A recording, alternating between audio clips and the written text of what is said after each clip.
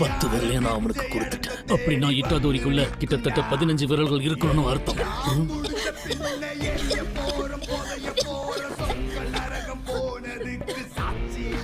இன்னும் உயிரோட தான் இருக்கீங்களா? என் நேரத்தை வீணடிக்காதீங்க.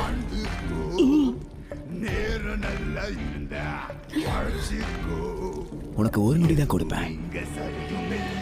கையை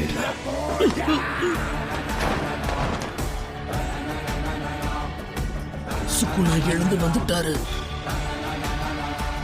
தலை நிமிர்ந்து பாக்குறீங்க.